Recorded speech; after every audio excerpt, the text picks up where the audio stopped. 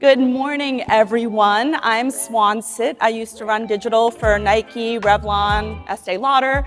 I'm now a creator and public board member. Is there anyone in this room who doesn't know who Gary Vee is? All right, just checking. We're going to skip introductions and come right into it because I want to talk to you guys about this book, Day Trading Attention. It's out in a month, and honestly, I can't put it down. And we read a lot of business books, guys. It's like a marketing 401. Social at the center.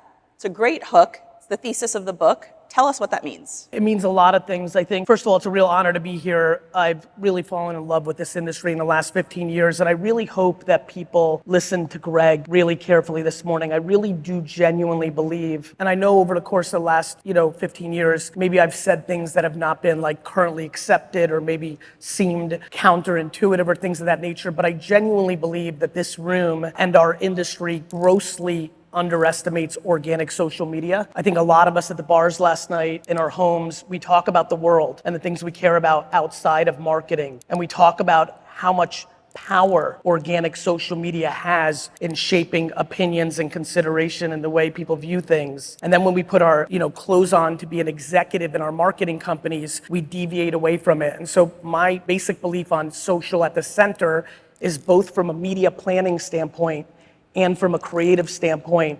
I think if you do not deeply understand in April 2024 how organic social media creative works and how media works in planning and buying and bidding on social, that you're making a mistake. And I think the brands that are in this room and the partners, I think on a good day, organic social media is number 17, 22 on the priority list. And I think people are mailing it in. I think a lot of people don't understand the science and the art behind it. And I think brand is being built on these 10 social media platforms, and we're grossly underestimating it. We all run big teams. We have agencies, we have internal teams, but you had a great analogy in the book. You can't talk about getting a six-pack. You have to go do the work to get the six-pack, right? And I think this book is a reminder, as I was flipping through, about some of the stuff that the algorithm changes or what makes people feel, right? Talk a little bit about how this book or day-to-day practice for executives is important to understand the front lines. Look, this shit is hard.